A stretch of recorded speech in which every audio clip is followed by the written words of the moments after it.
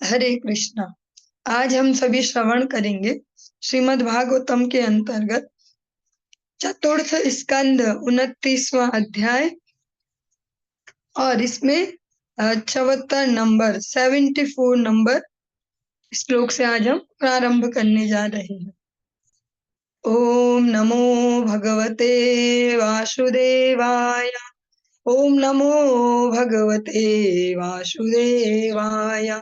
ओम नमो भगवते वासुदेवाय।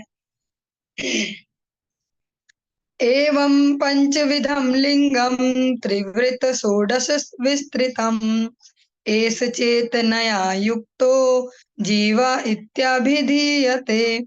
5 इंद्रिय विषय, 5 कर्मेंद्रियां, 5 ज्ञानेंद्रियां तथा मन, ये 16 भौतिक विस्तार हैं। ये सब जीव के साथ संयोजित रहते हैं और भौतिक प्रकृति के तीनों गुणों द्वारा प्रभावित होते हैं। इस प्रकार बद्ध जीव के अस्तित्व को समझा जा सकता है। अनेन पुरुषो देहानुपादते विमुच्यति हर्षं शोकं भयं दुःखं सुखं चानेन विन्दति। सूक्ष्म शरीर की क्रियाओं से जीव स्थूल शरीरों को विकसित करता और त्यागता रहता है। यह आत्मा का देहांतरण कहलाता है। इस प्रकार आत्मा विभिन्न प्रकार के हर्ष, शोक, भय, सुख तथा दुख का अनुभव करता है। असूक्ष्म शरीर, जिसके लिए हमने कल भी श्रवण किया कि मन बुद्धि अहंकार से निर्मित एक सूक्ष्म शरीर होता है और वो हमेशा हमारे साथ रहता है और कभी वो छूटता नहीं है। जो भी हम बोलते कि हम क्या लाए क्या ले जाएंगे, तो हम अपने साथ साथ अपनी चेतना, अपनी आदतें, अपनी चित्त वृत्ति लेके आए मन बुद्धि अहंकार सहित, और लेकर भी इसको ही जाएंगे। कैसा बनाकर ले जाते हैं इसको, जैसा हम छोटे बच्चों को कंडीशनिंग देते हैं कि अच्छा बच्चा बनना है, आपको देखो अच्छा बच्चा बनना है। ऐसे मन बुद्धि अहंकार को भी पूरे जीवन भर प्रैक्टिस देनी होती है कि उसको कैसा बच्चा बनना है, अच्छा बच्चा या गंदा बच्चा। मन बुद्धि अहंकार जैसे होंगे वैसे ही हमें शरीर प्राप्त होते हैं। जो सूक्ष्म शरीर है इसकी क्रियाओं से स्थूल शरीर अलग अलग टाइप के मिलते हैं। इसको आत्मा का देहांतरण कहते हैं, देह बदलना। इस प्रकार आत्मा विभिन्न प्रकार के हर्ष, शोक, भय, दुख और सुख का अनुभव करता है और इस सब के बीच में अलग अलग प्रकार से एक्सपीरियंस लेता है आत्मा। कभी सुखी होता है, कभी दुखी, कभी डर लगता है, कभी बहुत ज्यादा हर्ष होता है, कभी शोक मग्न हो जाता है, कुछ बड़े दुख लग जाते हैं उसे। यथा तृणजलुकेयं नापयात्यपयाति च न त्यजेन् म्रियमाणोऽपि प्राग्देहाभिमतिं जनः यावदन्यं न विन्देत व्यवधानेन कर्मणां मन एव मनुष्येन्द्र भूतानां भवभावनम्। इल्ली एक कीड़े का नाम है ये। इल्ली एक पत्ती को छोड़ने के पहले दूसरी पत्ती को पकड़कर एक से दूसरी पत्ती में जाती है। इसी प्रकार जीव को शरीर त्यागने के पूर्व अपने पूर्व कर्मों के अनुसार अन्य शरीर को ग्रहण करना होता है। इसका कारण यह है कि मन सभी प्रकार की इच्छाओं का आगार है, भंडार है, स्टोर है। एक कीड़े का यहाँ पर एग्जाम्पल दिया गया। वो जब एक पत्ती से दूसरी पत्ती में कूदना है उसको, तो वो पहले पूरी पत्ती को छोड़ के ऐसे पूरी जंप नहीं मारता, पहले आधा कुछ उस दूसरी पत्ती में भी शिफ्ट हो जाता, फिर इसको छोड़ता है। ऐसे ही जैसे हम कहते ना कई बार कि ये शरीर नहीं छोड़ पा रहे, शरीर नहीं छोड़ पा रहे, शरीर छोड़ने में बहुत दिक्कत हो रही, तो अभी तक उनके लिए नए शरीर का गठन नहीं हुआ। और जीवात्मा जब ये शरीर छोड़ता है तो उससे पूर्व उसके लिए अगले शरीर की सारी व्यवस्था हो जाती है उसके कर्मों के हिसाब से। इसका कारण यह है कि मन सभी इच्छाओं का आगार है, क्योंकि हमारा मन हमेशा हर सेकंड कुछ न कुछ इच्छा करता है। बिना इच्छा के कोई नहीं रह सकता इस जगत में। कुछ ना कुछ इच्छाएं करता रहता है, और यही इच्छाएं हमारे लिए फिक्स करती है नए शरीर को भी। किस प्रकार की चेतना हमने डेवलप की है, किस प्रकार की इच्छाएं हम करते हैं। इसलिए इच्छाएं करना, अपने भावनाओं को रीड करना, अपने चिंतन को देखना, हम किस प्रकार से सोचते हैं, बहुत आवश्यक है। अभी इस शरीर के रहते रहते ही हम अपने आप के लिए एक सही गति डिफाइन कर सकते हैं अपने कर्मों के द्वारा। यदाक्षयश्चरितान् ध्यायन् कर्माण्याचिनु ते असकृत सति कर्मण्य विद्यायाम बंधा कर्मण्यनात्मनः। जब तक हम इंद्रिय सुखों का भोग करना चाहते हैं, तब तक हम भौतिक कार्यों की सृष्टि करते रहते हैं। जब जीव भौतिक क्षेत्र में कर्म करता है, तो वह इंद्रियों को भोगता है, और ऐसा करने से वह भौतिक कर्मों की एक और श्रृंखला को जन्म देता है। इस प्रकार जीवात्मा बद्ध आत्मा के रूप में जकड़ जाता है। जब भी हम अलग अलग प्रकार से सुख लेना चाहते हैं, तो नए नए कर्म डेवलप होते हैं और उनसे हम बंधते चले जाते हैं। इसके लिए एक छोटा सा वैसा एग्जाम्पल लेते हैं हमारी लाइफ से रिलेटेड। जैसे हम किसी के यहाँ कोई फंक्शन में गए, या हमने खुद अपने यहाँ किसी को बुला लिया, तब वो एक चेन बन जाएगी। अब वो ना भी चाह रहा हो तो उसे हमें जबरदस्ती बुलाना पड़ेगा, फिर हमें उससे बुलाना पड़ेगा, ऐसे एक श्रृंखला बन गई। ऐसे जब हम कोई इच्छा करें कि ये वाला मजा लें, आंखों वाला लें या कान वाला, अलग अलग इंद्रियां हैं, तो जो उसको संतुष्टि के लिए, अपनी उस इंद्रियां को संतुष्ट करने के लिए जो कार्य करेंगे, उससे कर्म फल भी एक बंधेगा, और इस प्रकार से एक एक करके कर्म फलों में हम बनते चले जाते हैं। और बहुत सारे कर्मों को करते करते अलग अलग प्रकार से सुबह उठने से रात सोने तक हम अनेक अनेक क्रियाएं करते हैं। मनसा वाचा कर्मणा, मन से भी, वाणी से, अपने डायरेक्ट कर्मों से भी। इस प्रकार के इन कर्म फलों में बद्धात्मा बद्ध होके जकड़ जाता है। इसके लिए भक्ति विनोद ठाकुर जी के एक सुंदर से, आप जब कार्तिक मास अभी आएगा, आप सभी लोग हर कार्तिक मास में याम कीर्तन श्रवण करते हैं, पठन पाठन करते हैं। भक्ति विनोद ठाकुर जी वहाँ एक याम कीर्तन के मध्य में सरलता में एक्सप्लेनेशन देते हुए कहते हैं, अनादि कर्म फले पड़ी भावा नव जले, तारी बारी न देखी उपाया। इस प्रकार से अनादि कर्म फले, कोई डेट डिफाइन नहीं है कि इस दिन से हमने ये कर्म शुरू किए। अनादि, वो अनंत समय से करते चले आ रहे और बनते चले आ रहे हैं। पड़ी भावार्णव जले, इस भावार्णव संसार समुद्र में गोता लगा रहे हैं। और इसका एकमात्र उपाय क्या है? एहेन समाये बंधु तुम्हें कृष्ण कृपा सिंधु, कृपा करी तोल मोर भले। ऐसे समय में एकमात्र भगवान श्री कृष्ण ही एकमात्र बंधु हैं, हितैषी हैं, वास्तविक हितैषी। इस जगत में जो भी हमारे सो कॉल्ड शुभ चिंतक रिलेटिव के रूप में आते हैं, कहीं ना कहीं वो अपने किसी पर्सनल स्वार्थ से मोटिवेट होकर ही हमारे जीवन में होते हैं। जो लगता भी हमें थोड़ी देर के लिए कि ये सब हमारे शुभ चिंतक हैं, फाइनली पता चलता है इनका कोई ना कोई इतना बड़ा स्वार्थ था, इसलिए ये हमारी चिंता कर रहे थे। लेकिन एकमात्र भगवान श्री कृष्ण ऐसे हैं क्योंकि वो परिपूर्ण है। कारण भी है इसका, भगवान संपूर्ण है, उनके पास कोई कमी नहीं है। तो फिर ऐसा कोई रीजन नहीं है कि उनको हमसे ये चाहिए वो चाहिए, ऐसा कुछ स्वार्थ है तो मदद करे। भगवान अहेतु की कृपा करते हैं। एहे न समय बंधु तुम्हें कृष्ण कृपा सिंधु, ऐसे समय में आप ही कृपा राशि है। भव सिंधु से पार होना है तो कृपा सिंधु का आश्रय लेना होगा। अतस्तदप वादार्थम भज सर्वात्मना हरिम, पश्यन्तदात्मकं विश्वम स्थित्युपत्ययतः। तुम्हें यह सदैव जानना चाहिए कि पूर्ण पुरुषोत्तम भगवान की इच्छा से ही इस दृश्य जगत की उत्पत्ति, पालन तथा संहार होता है। फलतः इस दृश्य जगत के अंतर्गत सारी वस्तुएं श्री भगवान के अधीन हैं।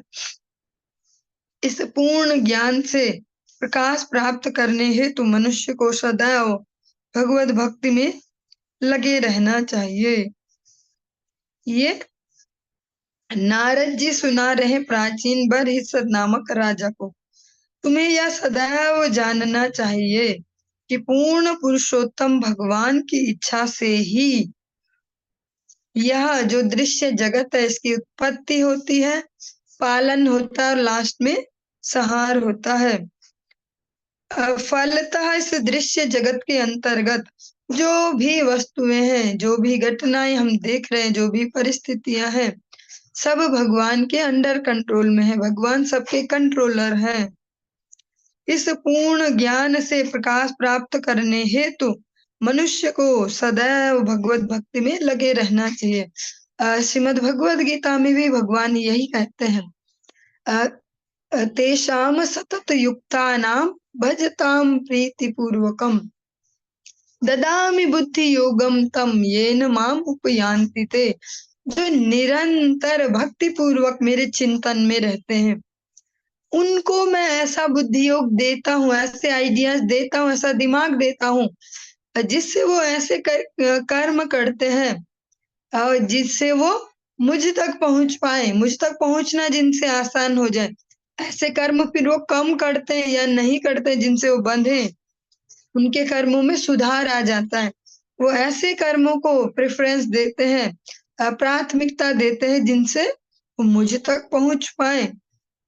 यही यहाँ पर नारद जी भी उपदेश देते हैं कि अगर संपूर्ण ज्ञान चाहिए, जिस प्रकार से श्रीमन चैतन्य महाप्रभु राधा कृष्ण मिलित तनु अपने शिक्षाष्टकम में कहते विद्यावधु जीवनम, जो वास्तविक विद्या है, विद्यावधु जीवनम, जैसे कि स्त्री का पति विद्यावधु जीवनम उसका जीवन माना जाता है, ऐसी जो विद्या रूपी अगर वधु है, विद्या को हम एक स्त्री मान ले, एक वधु माने, तो विद्यावधु जीवनम।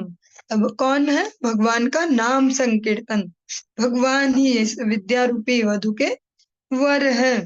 तो भगवान के अनुगत्य में जाएंगे, शरण में जाएंगे ऑनेस्टली, ईमानदारी से, तो फिर सही जो ज्ञान है, जो विद्या है, वास्तविक विद्या, उसको प्राप्त कर पाएंगे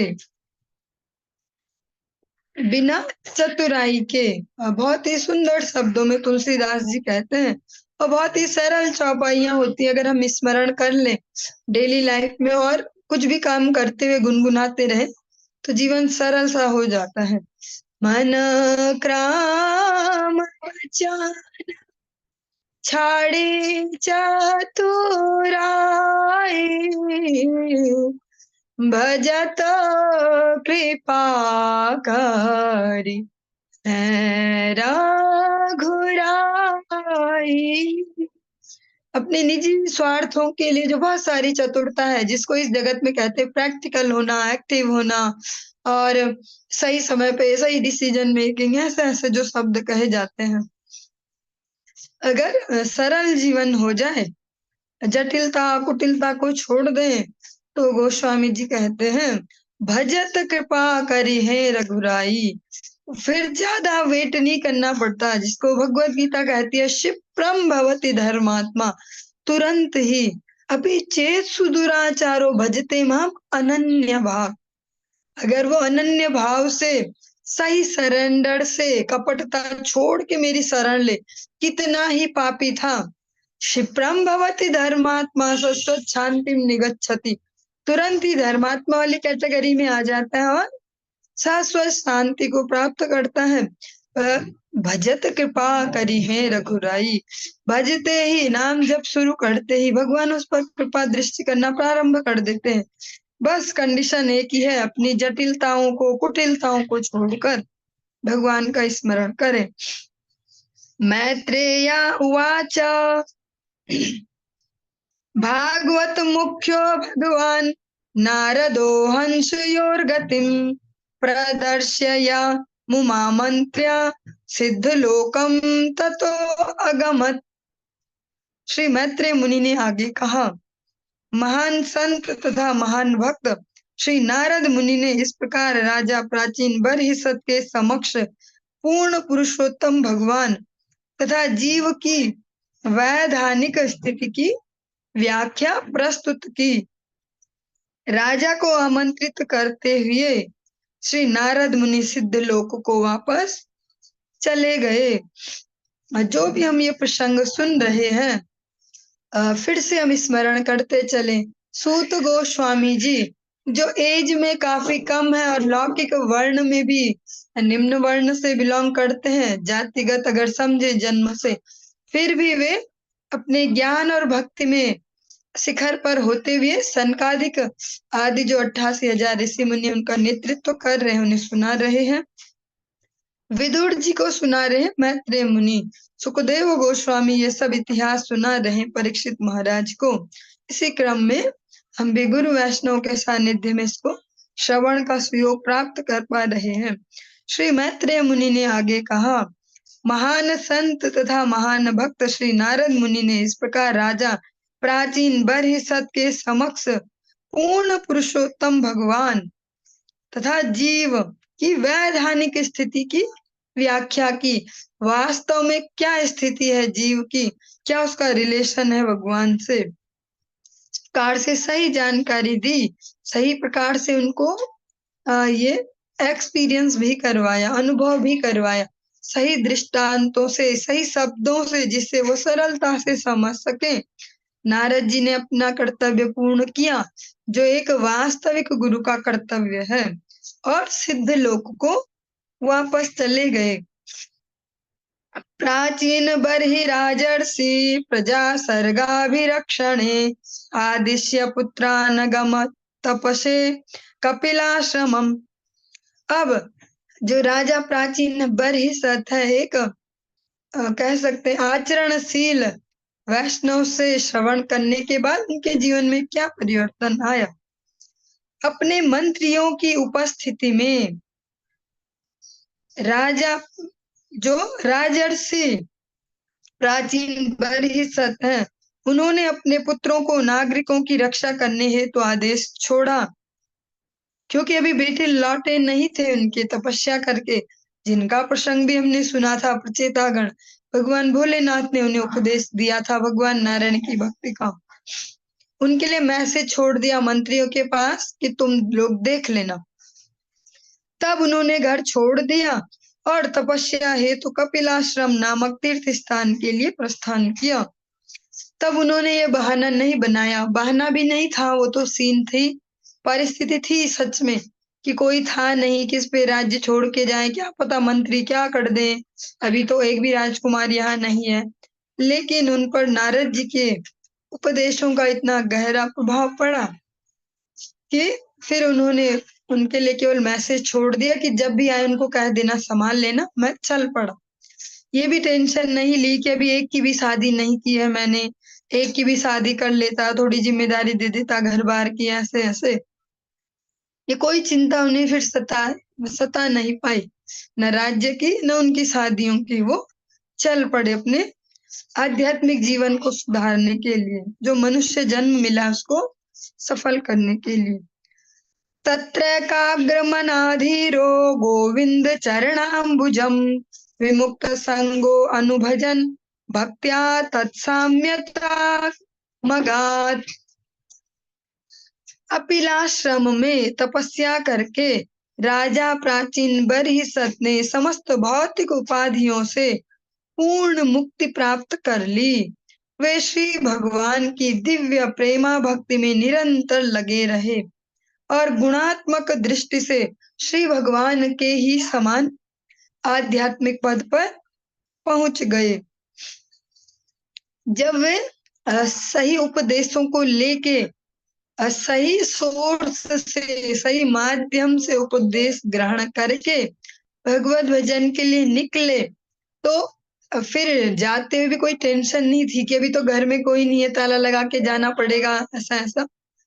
चल पड़े और केवल ये भी नहीं कह सकते कि किसी ने उन्हें उकसाया, भड़काया, उनका ब्रेन वॉश किया तो वो भाग गए, ऐसा नहीं। जाकर उन्होंने ऑनेस्टली, सिंसियरली भजन किया। और जो भौतिक उपाधियां हैं, भौतिक उपाधि मीन्स मैं मनुष्य हूँ, ये भी एक उपाधि है। मैं स्त्री हूँ या मैं पुरुष हूँ या थर्ड जेंडर हूँ, ये भी एक उपाधि है। मैं माता हूँ, मैं पिता हूँ, मैं पुत्र, मैं बच्चा, मैं खिलाड़ी, मैं डॉक्टर, मैं इंजीनियर, अलग अलग प्रकार की उपाधियां। राजा ने इन सब उपाधियों से मुक्ति प्राप्त कर ली। वो समझ पाए अपने वास्तविक स्वरूप को। जीवेर स्वरूप या कृष्णेर नित्यदास। वे श्री भगवान की दिव्य प्रेमा भक्ति में निरंतर लगे रहे। भगवान की जो प्रेमा भक्ति है, यहाँ स्पष्ट है, गोविंद चरणाम्बुजम। भगवान गोविंद की भक्ति में, उनके चरणों की भक्ति में निरंतर लग गए। और गुणात्मक दृष्टि से अगर गुणों के स्तर से चेक करें तो भगवान के समान ही लगभग हो गए। उसी प्रकार से चित्त स्थिर है, धीर बुद्धि है, कोई चंचलता, कोई विक्षोभ नहीं चित्त में। वे आध्यात्मिक, ऐसे स्थिर आध्यात्मिक पद पर पहुंच गए जहां से पतन संभव नहीं। एतदध्यात्म पारोक्ष्यम गीतम देवर्षिणा नघ, यः श्रावयेद्य शृणुयात् स लिंगेन विमुच्यते। हे विदुर, जो कोई जीव के आध्यात्मिक अस्तित्व को समझने से संबंधित नारद मुनि द्वारा कहे गए इस आख्यान को सुनता है या ऐसे अन्यों को भी सुनाता है, वह देहात्म बुद्धि की अवधारणा से मुक्त हो जाएगा। मैत्रेय मुनि ने कितने सारे प्रसंग विदुर जी को सुना लिए। सबके लास्ट में उसकी महिमा भी सुनाते हैं कि इसको सुनने से क्या लाभ है। तो जो प्रसंग अभी सुनाया मैत्रेय मुनि ने विदुर जी को, उसकी महिमा भी सुनाते हैं कि नारद जी ने जो ये जीव का, जो जीवात्मा है, उसका जो वास्तविक स्वरूप संबंधी ये सब सुनाया है ना प्रसंग, इसको जो सुनता है या दूसरे को सुनाता है, वो देहात्म बुद्धि से कि मैं ये शरीर हूँ, बस मैं ये शरीर ही हूँ, मैं ये शरीर ही हूँ, इस अवधारणा से मुक्त हो जाता है। इसके पीछे कोई ऐसा आध्यात्मिक कोई जादू सा भी काम नहीं कर रहा कि देखो इसका ये फल होता है, आप ऐसा करते हैं तो ऐसा फल होता है। इसके पीछे एक ही लॉजिक है, जो सिंसियरली सुने और सुनाए, मतलब खुद भी फोकस कर रहा है विषय वस्तु में, तो वो समझ पाएगा। क्योंकि कितने स्पष्टता से नारद जी ने कितने अच्छे से एक्सप्लेन किया है, तो फिर वो इजीली समझ पाएगा और प्रैक्टिस में ला पाएगा प्रैक्टिकली कि नहीं, हम ये बॉडी ही नहीं है। क्योंकि कई बार हमको कोई गंभीर चोटें भी लगती हैं तो भी हम जीवित हैं। कई बार शरीर के कुछ लोगों के हम देखते हैं कोई अंग ही हटा दिए जाते हैं, फिर भी वो जीवित है। मतलब हम ये शरीर भी नहीं है, बस हम इतने अच्छे से, जैसे कुछ स्ट्रॉन्ग से ग्लू मिलते हैं बाजार में कि ये वाले से आप कुछ चीज चिपकाओ तो वो हटेगी नहीं, ऐसे हम बहुत स्ट्रांगली अपने कह सकते जो आसक्ति है, भौतिक आसक्ति है, अपना अहंकार है, उसके कारण इस शरीर पर इतने स्ट्रांगली चिपके हैं कि बस हम खुद को ये शरीर ही मानते हैं। और इसीलिए शरीर छोड़ते भी इतना कष्ट हो रहा है कि चिपक के उस पर बैठे हैं, लेकिन हम वास्तव में ये शरीर नहीं है। जब प्रैक्टिकली हम इसको सुनेंगे और गुनेंगे, साथ साथ उसको समझने का प्रयत्न करेंगे, तो हमारे लिए ये जानना और ये मानना, ये समझ पाना बहुत इजी हो जाएगा कि हम ये शरीर ही नहीं है। हम इस शरीर के अंदर हैं कुछ समय के लिए, और कुछ कारणों से भगवान ने हमें ये दिया है, क्योंकि इस शरीर में ही एकमात्र ऐसी सारी व्यवस्थाएं हैं जिनसे हम कुछ भी कर सकते हैं, सोच सकते हैं, समझ सकते हैं, अपने जीवन को बदल सकते हैं, अपने आचरण को बदल सकते हैं। एक शेर को कोई बोल दे कि क्या तुम सुधर जाओगे, तुम किसी को मानना छोड़ दो या ये सब, उसके लिए मुश्किल है, क्योंकि पशु शरीर में वो व्यवस्था नहीं। लेकिन मनुष्य कोई संकल्प ले ले तो वो उसको पूरा भी कर सकता है, क्योंकि इच्छा शक्ति भी है इस शरीर में, सूक्ष्म बुद्धि भी है समझने के लिए। एतन्मुकुन्द यशसा भुवनं पुनानं देवर्षिवर्यमुखनिःसृतमात्मशौचम्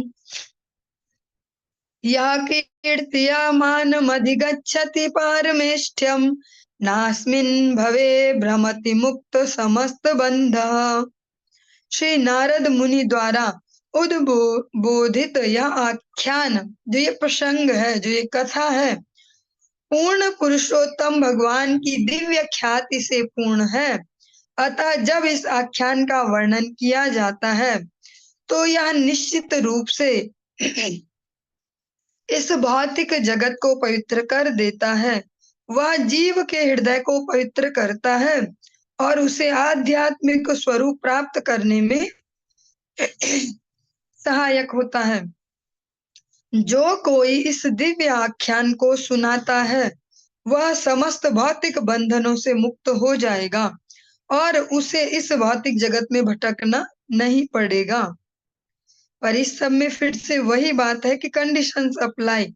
अगर सुनाने वाला समझते हुए सेंसिटिवली उसको ध्यान से सुन रहा है, सुना रहा है, समझ भी रहा है, तब जाके ये कंडीशन अप्लाई होगी।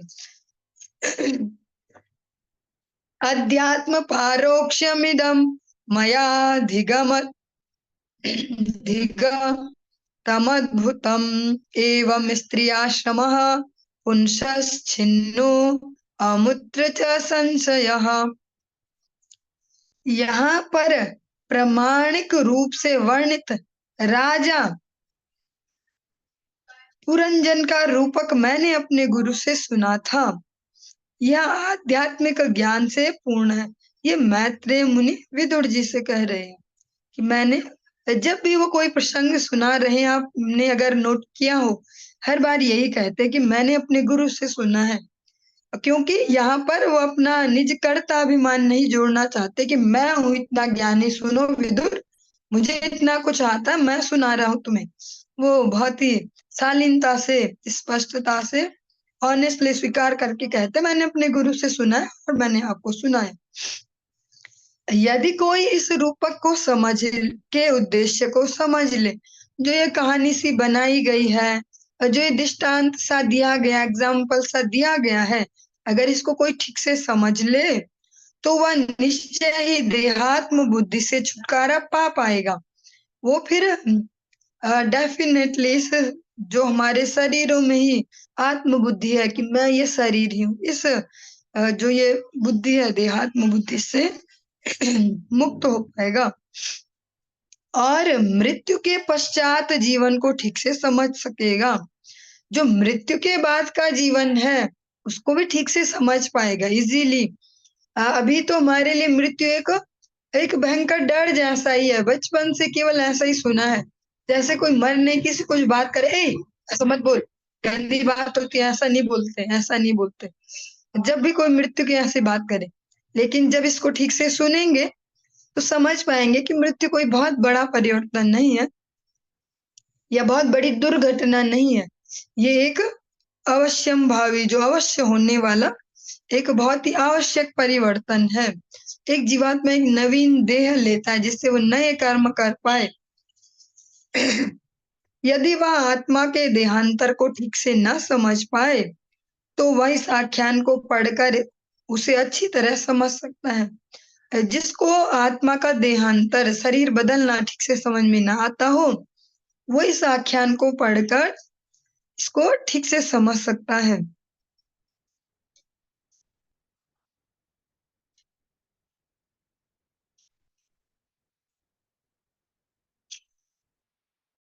सर्वेषामेव जन्तूनां सततं देहपोषणे अस्ति प्रज्ञा समायत्ता को विशेषस्तदा नृणाम्। लब्ध्वेहान्ते मनुष्यत्वं हित्वा देहाद्य सद्ग्रहम् आत्मश्रित्या विहायेदं जीवात्मा च विशिष्यते। शरीर, स्त्री तथा बच्चों को पालने की इच्छा पशु समाज में भी देखी जाती है। पशुओं में ऐसे व्यापारों मतलब जो ऐसी क्रियाएं हैं, व्यापार का मतलब यहाँ पर ये बिजनेस नहीं है कि जो कोई धन कमाने के लिए किया जाता है, की व्यवस्था करते रहने की पूरी बुद्धि होती है। यदि मनुष्य केवल इसी बात में उन्नत हो तो फिर उसमें और पशु में क्या अंतर है। मनुष्य को यह भली भांति समझ लेना चाहिए कि विकास प्रक्रम के में अनेकानेक जन्मों के पश्चात यह मानव जीवन प्राप्त होता है। जो बुद्धिमान मनुष्य स्थूल तथा सूक्ष्म शरीर की देहात्म बुद्धि को त्याग देता है वह आध्यात्मिक ज्ञान के प्रकाश से परमेश्वर के ही समान प्रधान व्यक्तिगत आत्मा बन जाएगा।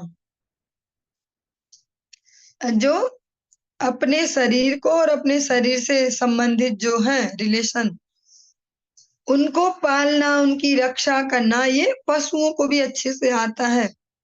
पशु भी अपने परिवारों का अच्छे से पालन करते हैं। अगर मनुष्य को भी केवल यही आता हो, चाहे वो 1 करोड़ महीने की सैलरी लेकर ये कर रहा हो, चाहे वो दिन के 100 रुपए दिहाड़ी करके ये कर रहा हो कि मैं अपने शरीर को भी देख लूं और बाल बच्चे भी ठीक से पाल लूं मेहनत करके, वो दोनों ही कंडीशन में, चाहे वो बहुत ज्यादा धन कमा के, बहुत जिसको हम स्मार्ट वर्किंग कहते हैं उसको करके कर रहा हो, या बहुत ही हार्ड वर्किंग करके अगर वो केवल यही कर रहा है तो उसमें और पशुओं में ज्यादा अंतर नहीं है। व्यर्थ ही मनुष्य शरीर मिला। मनुष्य का जो जन्म है, मनुष्य का जो शरीर है, वो अनेक अनेक शरीरों से गुजरने के बाद, इतनी लंबी यात्रा के बाद मिलता है। और विशेषता इसीलिए मिलता है कि अब इस साइकिल से, जो ये चक्र है, इससे बाहर निकल पाओ, समझ पाओ कि ये शरीर क्यों बदले जा रहे हैं बार बार, अलग अलग शरीर क्यों मिल रहे हैं, क्यों हमें अलग अलग प्रकार के कष्ट होते हैं। कभी कोई हमें मार भी नहीं रहा हो फिजिकली, कुछ बातें ही सुना दे, फिर भी हमारे मन में इतना दर्द होता है, क्यों हो रहे इतने प्रकार के ताप। इस सब को समझने के लिए मनुष्य जीवन है। इन सब से छूटने के लिए, इन सब से आगे बढ़ने के लिए मनुष्य जीवन मिला है। और बुद्धिमान मनुष्य कौन है? जो स्थूल शरीर से भी देहात्म बुद्धि हटा ले कि मैं ये शरीर हूँ, ये हाथ पैर, और सूक्ष्म शरीर से भी जो ईगो भी है ना अंदर पाला हुआ कि मैं ये हूँ, मैं वो हूँ, वो ईगो भी छोड़ना पड़ेगा। अगर उनको वो छोड़ दे, मनुष्य शरीर को ठीक से यूज करके, कैसे प्रैक्टिकली इसको कैसे समझे, बड़ी बड़ी बातों को, बड़ी बड़ी बातें, हाथों को हम भगवत सेवा में लगाएं, जबरदस्ती ऐसे कार्यों में इंगेज करें अपने हाथों को। भगवान का मंदिर मार्जन है, भगवान के लिए प्रसाद बनाना या कुछ अलग अलग प्रकार से कर सकते हैं, आप सभी को एग्जाम्पल पता ही है। अपने शरीर को जबरदस्ती ऐसे इंगेज करें कि फिर मन को भी लगना ही पड़े। इस प्रकार से अगर प्रैक्टिस करेंगे तो जो ये हम कर्म कर रहे हैं, ये बंधन का कारण नहीं बनेंगे हमारे, ये बंधनों से मुक्त होने का कारण बनेंगे, और हम एक परमेश्वर के ही समान प्रधान व्यक्तिगत आत्मा बन जाएगा। एक अपनी जो पर्सनैलिटी है, जो वास्तविक हमारा अस्तित्व है, उसको प्राप्त करें तो वो सभी के लिए भगवान ने स्पेशल आइडेंटिटी ही दी है। प्रत्येक जीवात्मा का अपना एक अस्तित्व है। हम सभी अगर अपने अपने वास्तविक स्वरूपों में स्थित हो जाएं, तो फिर भगवत चेतना तक अपने चेतना को बढ़ा सकते हैं, उसको विकसित कर सकते हैं, जहाँ समस्त राग द्वेष से मुक्त होकर केवल भगवत सेवा का ही भाव हो।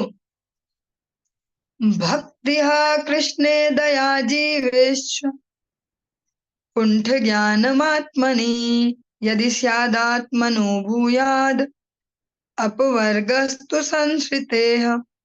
यदि जीव का विकास कृष्ण भक्ति में होता है और वह अन्यों पर दयालु होता है, यदि उसका आत्म साक्षात्कार का आध्यात्मिक ज्ञान पूर्ण होता है, तो उसे भौतिक अस्तित्व के बंधन से अविलंब मोक्ष प्राप्त हो जाएगा।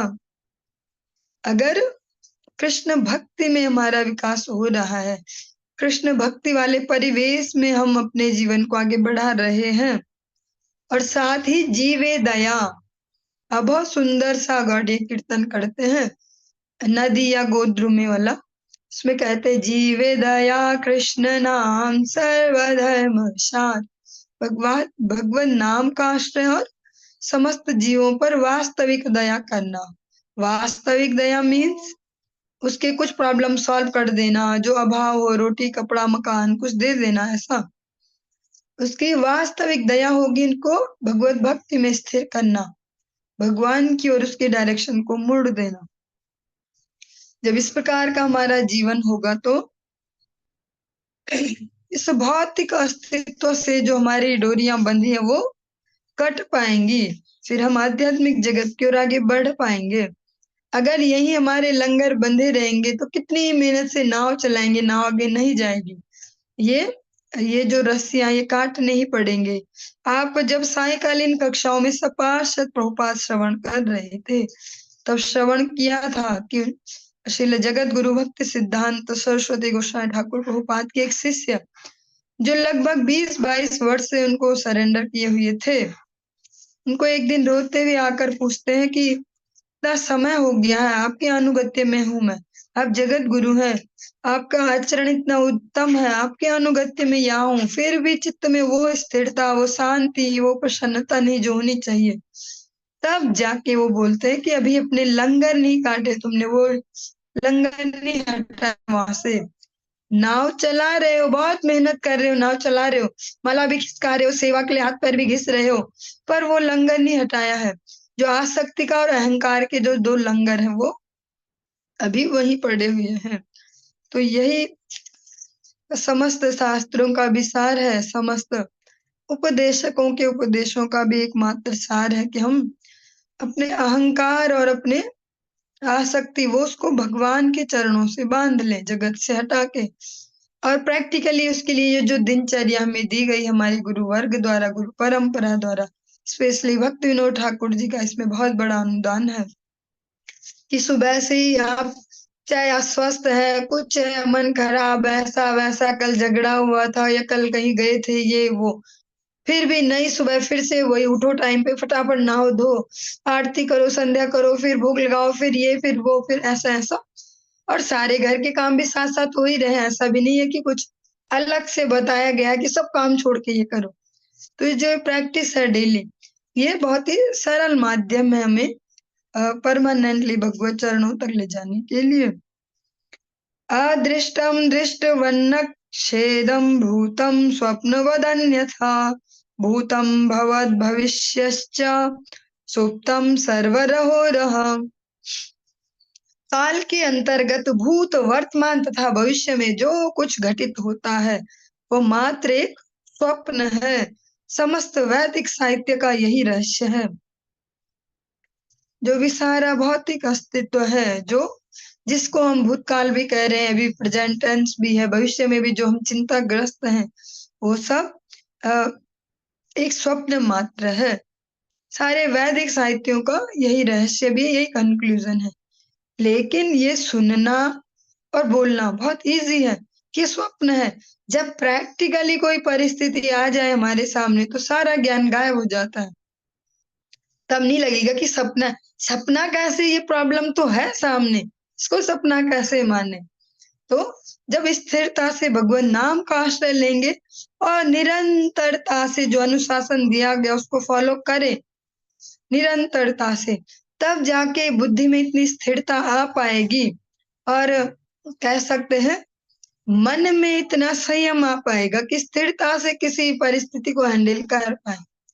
तब जाके प्रैक्टिकली वो हो पाएगा कि स्वप्न सदृश है। ठंडे दिमाग से वहां डिसीजन मेकिंग कर पाएंगे कि फाइनल कंट्रोल तो ठाकुर जी के हाथ में और जिम्मेदारी अभी मुझे दी गई है, तो इस सीन में मैं क्या कर सकता हूँ बेस्ट से बेस्ट, उसको कर दें। और उसके बाद प्रार्थना ही कर सकते हैं कि मैंने तो अपना बेस्ट दे दिया जो मेरे बस में था, अब ठाकुर जी आपकी जैसी इच्छा, जो रिजल्ट होगा वो भी मुझे स्वीकार होगा। बस इतना सही प्रोसेस है। लेकिन इसकी प्रैक्टिस थोड़ा टफ है, पर डेली डेली करते जाएंगे तो इजी हो जाएगी।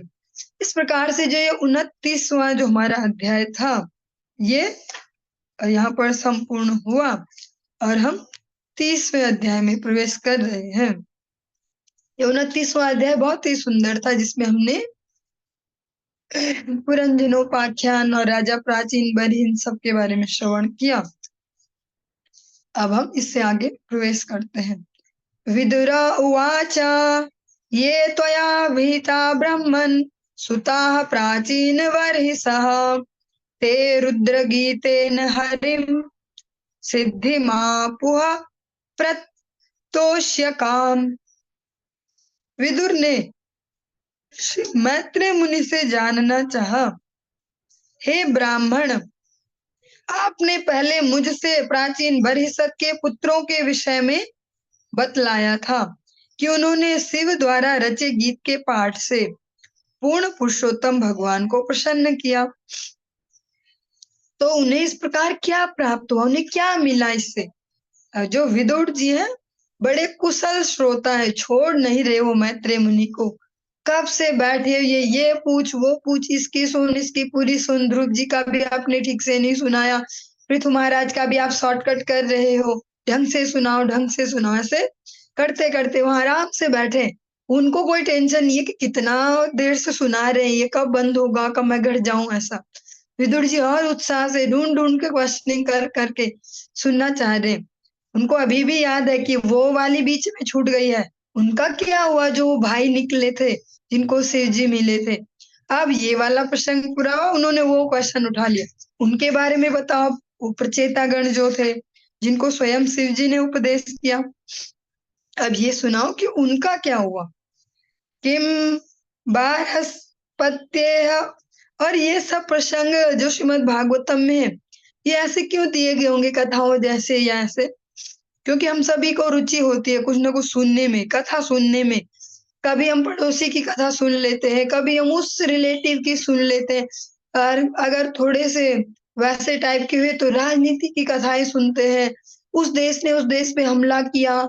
अगर थोड़े वैसे टाइप के हुए, जब बॉलीवुड में उस हीरो का क्या हो रहा, उस हीरोइन का क्या हो रहा, थोड़े स्पोर्ट्स टाइप के, वो खिलाड़ी की लाइफ में ऐसा हो रहा है ऐसा।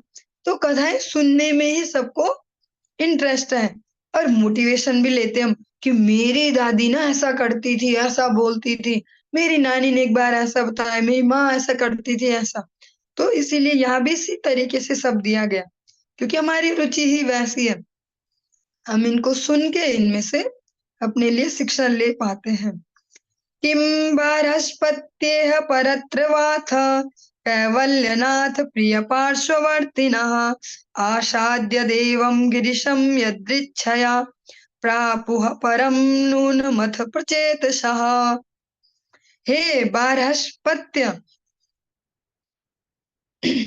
राजा प्राचीन बरहिसत के पुत्रों ने, जिन्हें प्रचेता कहते हैं, उन्होंने शिव से भेंट करने के बाद क्या प्राप्त किया? जो मोक्षदाता पूर्ण पुरुषोत्तम भगवान को अत्यंत प्रिय है।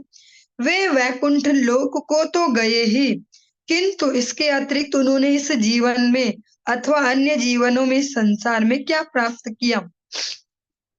विदुर जी को ऐसा कह सकते कि वो शायद नए जमाने के रहे होंगे, या वो जानते रहे होंगे कि नया जमाना भी आएगा। प्रैक्टिकली क्वेश्चन कर रहे हैं।